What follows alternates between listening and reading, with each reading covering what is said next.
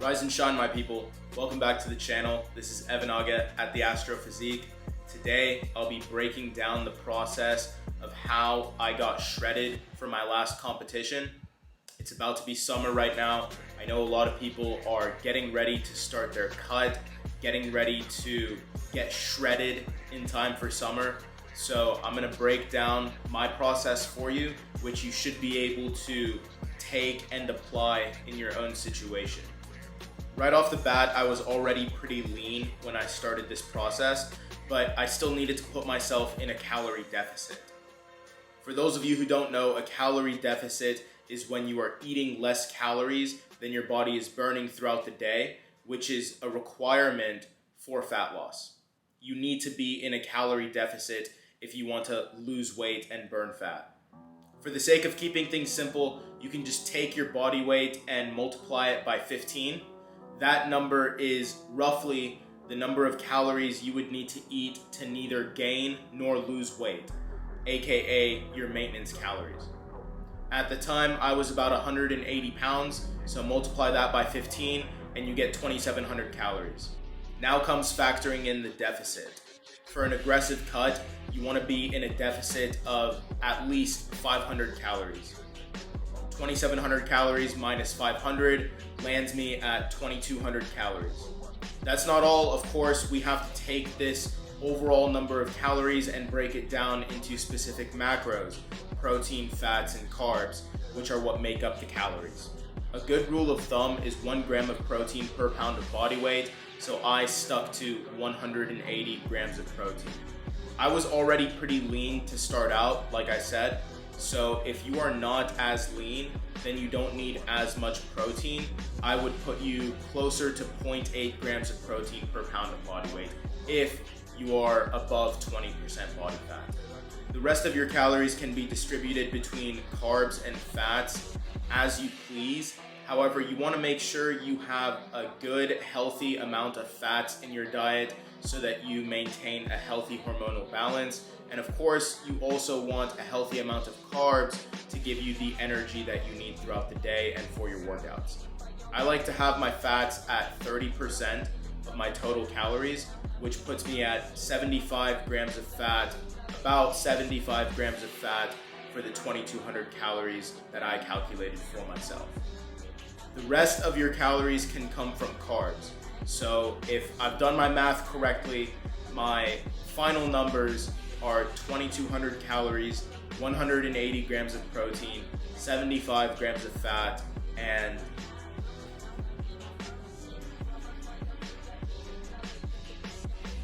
200 grams of carbs. Again, you can take this process and apply it to your own situation and come up with your own numbers. It's extremely simple. Take your body weight, multiply it by 15, subtract 500, that's your target calories. Take 0.8 to 1 gram of protein per pound of body weight. Take about 30% of your total calories from fats and the rest of your calories from carbs. It's really simple. It does not get more simple than that. Follow those numbers day in, day out, stick to a T, and watch the progress roll in. You should lose about 1 to 2, closer to 2 pounds per week by following this procedure. That covers our bases from the diet perspective. Now let's talk about training. For my training, I was in the gym 6 days per week, hitting each muscle group twice per week. My split was a legs push-pull, or LPP as I like to call it, and I would do legs push-pull, then legs push-pull, and then rest. Now, since I am in a calorie deficit, I have to make sure I'm not exhausting myself too much in the gym, especially since I don't have as much fuel to help me recover. To help with this, and combined with the fact that I was still hitting everything twice per week, I was able to get by with doing less overall volume and focusing more on just maintaining my strength. I would come in the gym, warm up, stretch, of course, do my heavy compound, which I would focus on strength, and then from there, I would work on pumping up the muscle, doing a little bit of hypertrophy before calling it a day. You should not be losing any strength when you're cutting.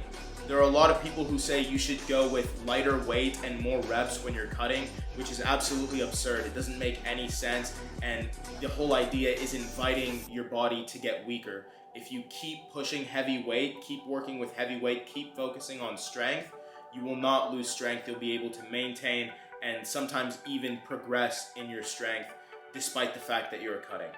It all comes down to fine-tuning your training and not throwing your strength out the window just because you're in a deficit. You can still get stronger, you can still maintain your strength by all means. When it comes to cardio, I also kept it simple. As a matter of fact, for the first few weeks, I didn't do any cardio at all because I was already seeing great progress from the diet alone. Eventually, when my progress started to slow down a little bit, instead of sacrificing more food in my diet, I implemented cardio as a tool to burn more calories throughout the day and over the course of the week. I did 3 cardio sessions, each one slow and steady. I'm not too big of a HIIT kind of guy personally, although if that's your thing, you're more than welcome to do HIIT. I just did slow and steady, either on the treadmill, on the Stairmaster, or sometimes I'd go outside, go for a hike, get out in nature. Y'all know I'm into that stuff. My goal when I was doing cardio was to burn about 300 calories per session. So 300 calories per session and 3 sessions per week was all I needed for my cardio. Add or subtract from that for yourself as you see fit. Just make sure you understand cardio is just a tool for you to burn more calories without sacrificing any additional food from your diet. Now, we've talked about diet, we've talked about training. The last thing to cover is recovery. It's very important for you, especially when you're in a deficit and you're trying to get in the best shape possible, to make sure you're not ignoring your recovery. Make sure you're getting good sleep. Make sure you're drinking enough water throughout the day. Make sure you're managing your stress. When you're cutting, especially when you're on more of an aggressive cut, it's going to be crucial for you to take care of the finer details in order for you to truly see the best results possible. The leaner you get, the more the fine details matter. Again, I'm talking about your sleep, I'm talking about your hydration, I'm talking about all these factors that make up your recovery. When it comes to supplementation, since I know this is on everyone's mind, you don't need any type of supplements to get in the best shape of your life. Don't listen to all the junk, garbage that these companies try to tell you and try to sell you just so they can make a profit. You can absolutely get in the best shape of your life without any supplements. You don't need anything other than hard work, determination, good diet, good training, and a good mindset. Despite all the accusations, of course, I've never taken any steroids, and I'm so glad that I haven't, because I have my health, which is something that I would lose the moment I decided to involve myself in any extracurriculars. So many people get caught up in stuff that doesn't matter. Like, what fat burner should I take? What protein powder? What this? What that? What about creatine? None of that stuff matters, and you don't need any of it. Quit wasting your time with these details that don't matter and focus on what actually gets the results, which is your diet and your training, the actual work part of it, which is what everyone wants to ignore. It's what everyone wants to forget about, so they can focus on, again, things that don't matter. But at the end of the day, what really brings the results is the actual work, and you're not going to find that in any pill or powder. That's it now. We've covered all the bases. I want to say thank you for watching this video. Thank you so much for all your support in my journey, and I'll see you in the next one. Shoot for the stars.